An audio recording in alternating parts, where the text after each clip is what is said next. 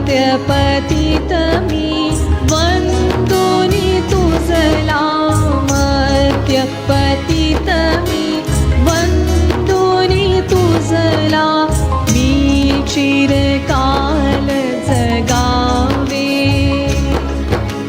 प्रभु तव नाम सुवंदित गावे.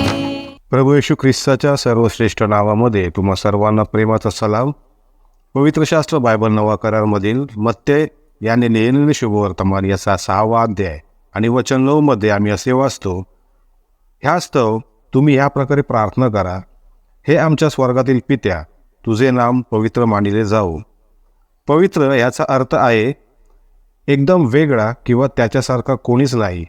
जेव्हा लोक एखाद्या ठिकाणाला पवित्र मानतात तेव्हा त्या ठिकाणावर चप्पल घालून जात नाही, कारण त्यांचा विश्वास असतो की देवाचा त्या ठिकाणी वास आहे किंवा तो तेथे आहे. एके दिवशी प्रभू येशू ख्रिस्त मंदिरात गेला असता तेथे व्यापार चालू असलेला त्याने पाहिला.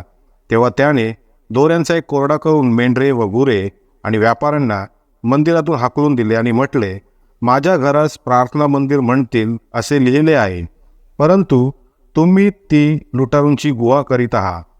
मनुष्य देवाचे नाव पवित्र मानित नाही, हा पापाचाच परिणाम आहे. ते कसे?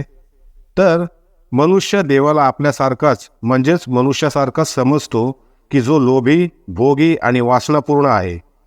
देवाच्या मंदिराला तर मनुष्य व्यवसायाचे ठिकाण समजतो, म्हणजेच हा एक बाजाराचाच भाग आहे असं समजतो, जिथे तो हेराफेरी करून पैसे कमवू शकतो.